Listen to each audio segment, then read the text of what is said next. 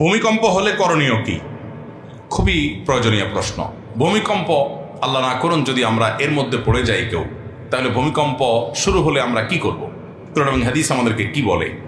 প্রথমত, একজন ঈমানদার যে কোনো কঠিন পরিস্থিতিতে সর্বপ্রথম তার দৃষ্টি যাবে আল্লাহ রাব্বুল আলামিনের দিকে।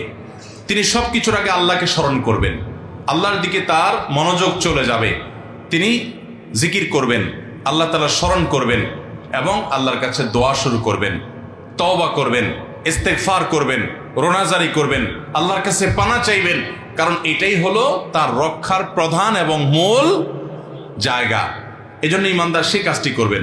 নবী করিম সাল্লাল্লাহু আলাইহি সাল্লাম চন্দ্রগ্রহণ হলে, সূর্যগ্রহণ হলে, সাহাবীদের মধ্যে ভূমিকম্প তৈরি হলে, এরকম কোনো পরিস্থিতি তৈরি হলে তারা আল্লাহর দিকে রুজু হতেন, জিকির আজকার করতেন, আল্লাহর দিকে মনোযোগী হতেন, তওবা করতেন, ইস্তেগফার করতেন। অতএব সেই কাজগুলো আমাদেরকে করতে হবে, এটা হলো প্রথম।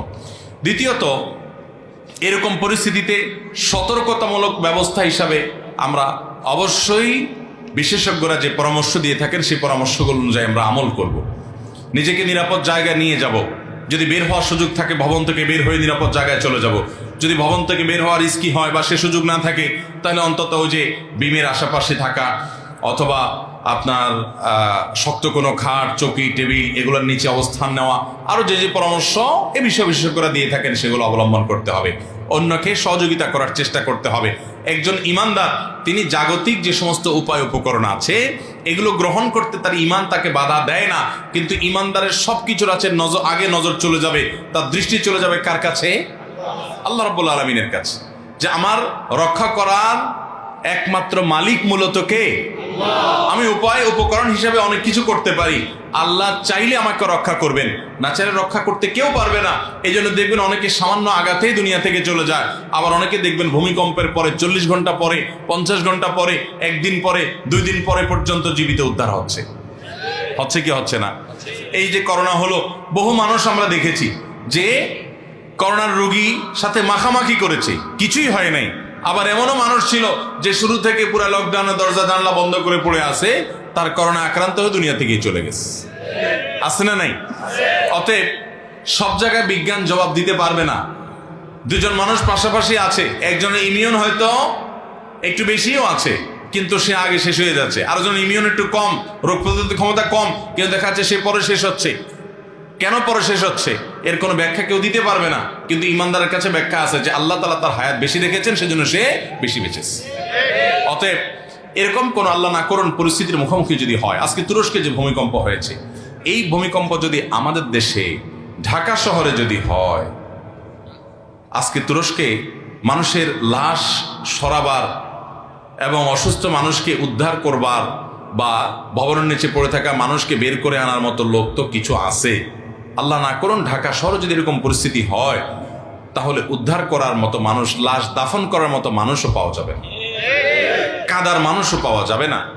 আল্লাহ রাব্বুল আলামিন আমাদের পাপের জন্য আমাদেরকে যেন শাস্তি না দেন, আল্লাহ যেন আমাদের প্রতি রহম করেন, আমাদের প্রতি আল্লাহ যেন ইহসান করেন, আমাদের এই গরিব দেশের প্রতি, গরিব সমাজের প্রতি আল্লাহ তাআলা যেন ইহসান করেন, যেন এই বিপদ আমাদের না আসে, এবং তুরস্কের ভাইদেরকে আল্লাহ যেন হেফাজত করেন। তাহলে খোলাসা কথা হলো, আল্লাহ না করে যদি ভূমিকম্প শুরু হয়, আপনি দৌড়ে গিয়ে নিরাপদ জায়গায় যেতে পারেন। এমনকি আপনি নামাজে আছেন, যদি মনে হয় ভবন ভেঙে পড়তে পারে, বিপদ বেশি আছে, তো আপনি নামাজ ছেড়েও যেতে পারেন, জায়েজ আছে। এটা নিষেধ না, হারাম না যে নামাজ ছাড়া যাবে না। জীবন যদি চলে যাওয়ার আশঙ্কা হয়, তাহলে নামাজ ছেড়ে আপনি বাহিরে গিয়ে পরে আপনি নামাজটা পড়ে দিবেন, সেই সুযোগ ইসলামে আছে। কারণ জীবন রক্ষা করার নির্দেশ আল্লাহ তাআলা আমাদেরকে দিয়েছেন, সেই চেষ্টা আমরা করব। কিন্তু ঈমানদারের বিশ্বাস থাকবে যে আমার জীবন রক্ষা করার একমাত্র মালিকই হলেন আল্লাহ তাআলা, বাকি সব উপায় উপকরণ মাধ্যম এগুলো আমি ব্যবহার করার আছে করব, কিন্তু কর্ণওয়ালা জাত মূলত কে?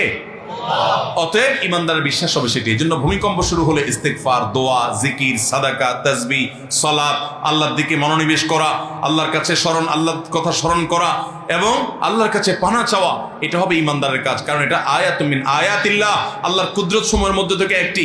কিয়ামতের আগে ভূমিকম্প হবে, সেই ভূমিকম্প এই ভূমিকম্পের মতো না। আজকে এই ভূমিকম্প গোটা পৃথিবীর মানুষকে স্তব্ধ করে দিয়েছে, কিন্তু কিয়ামতের আগে যে ভূমিকম্প হবে, আল্লাহ তাআলা বলেছেন যে ইন্না জালজালাতাস সাআতি শাইউন আযীম, কিয়ামতের কিয়ামতের আগের যে ভূমিকম্প হবে সেটা হবে বিশাল ব্যাপার। তার বিশালত্ব এবং তার ভয়াবহতা কোন পর্যায়ে থাকবে, তার জটিলতা কোন পরিস্থিতি মানুষকে নিয়ে যাবে, এবং সে সম্পর্কে আল্লাহ রাব্বুল আলামিন কোরআনে কারীমে বলেছেন, ইয়াউমা তারাউনাহা তাযহালু কুল্লু মুরদিআতিন আম্মা আরদাআত। সেদিন মা তার দুগ্ধপোষ্য শিশুকে, দুধদানকারিণী মা ভুলে যাবেন, দুধ পান করছে, সন্তানের কথা ভুলে যাবেন পরিস্থিতি দেখে, ভয়াবহতা দেখে। ওয়াতাদা কুল্লু যাতি হামলিন হামলাহা, গর্ভদানকারী মার গর্ভ খালাস হয়ে যাবে, টেরও পাবেন না ভয়াবহতা দেখে। ওয়াতারান নাসা সুকারা, এবং দেখবে পৃথিবীর মানুষ মাতালের মতো, পাগলের মতো ছটফট করে ছুটে বেড়াচ্ছে এদিক সেদিক, দিক বিদিক। ওমা হুম বিসুকারা, কিন্তু তারা প্রকৃত অর্থে কেউ মাতাল নয়। ওয়ালাকিন্না আযাবাল্লাহি শাদীদ, কিন্তু আল্লাহর পাকড়াও বড় কঠোর এবং বড় কঠিন। আজকে পৃথিবীর সামান্য একটা জায়গায় ভূমিকম্প হওয়ার পর পৃথিবীবাসী নিস্তব্ধ হয়ে গেছে, পৃথিবীবাসী অবাক হয়ে গেছে এবং বিস্মিত হয়ে গেছে যে এইভাবে একের পর এক ভবন ধ্বংস হয়ে সব শেষ হয়ে যাচ্ছে। কিয়ামতের আগে ভাইরা আমার, গোটা সৃষ্টি জগৎ ইসরাফিলের সিংহা ফুৎকার দেওয়ার পর এইভাবে সব শেষ হয়ে যাবে। ইদা জুলজিলাতিল আরদু জিলজালাহা ওয়া আখরাজাতিল আরদু আথকালাহা, যখন সেই ভূমিকম্প হবে গোটা পৃথিবী ফেটে চৌচির হয়ে মাটির ভেতরকার সব বের হয়ে আসবে। অতএব সেই ভয়াবহতম দিনে আল্লাহ রাব্বুল আলামিন আমাদেরকে যেন ফিতনা থেকে হেফাজতে রাখেন। অতএব ঈমানদার যে কোনো পরিস্থিতিতে আল্লাহর দিকে মনোনিবেশ করবে, আল্লাহর কথা স্মরণ করবে, আল্লাহই তার মূল রক্ষাকারী। এরকম পরিস্থিতিতে আমরা সেই জিকির, সাদাকা, সালাত, দোয়া, ইস্তিগফার, তওবা এগুলোর ভিতরে মাশগুল থাকবো। নবী সাল্লাল্লাহু আলাইহি সাল্লাম চন্দ্রগ্রহণ, সূর্যগ্রহণ ইত্যাদি হলেও তিনি আমলই করতেন। আজকাল তো চন্দ্রগ্রহণ, সূর্যগ্রহণকে আমাদের যুবকরা এনজয় করে, বিভিন্ন ডিভাইস নিয়ে দেখে উপরে যায়, ঠিক না ঠিক? তথ্য প্রযুক্তির উন্নতি মানুষকে আল্লাহ থেকে অনেক সময় দূরে সরিয়ে দিয়ে যায়। আজ সামুদ জাতির ইতিহাস পড়াশোনা করেন, তাদের ধ্বংসাবশেষ এখনো সৌদি আরবের মাদায়েন সালেহে আছে, জর্ডানের পেট্রাতে, অন্যান্য জায়গাতে আপনার বহু আল্লাহর অবাধ্যদের তাদের ধ্বংস হওয়া সেই জায়গাগুলো আল্লাহ এখনো রেখে দিয়েছেন।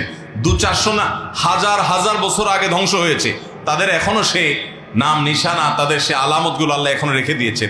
কোরআনে পাতায় পাতায় তাদের বিবরণ আল্লাহ তাআলা দিয়েছেন। তাদের অনেক শক্তিমত্তা ছিল, অনেক প্রকৌশল বিদ্যা ছিল, আল্লাহর পর সব ধুলির সাথে মিশে দিয়েছেন।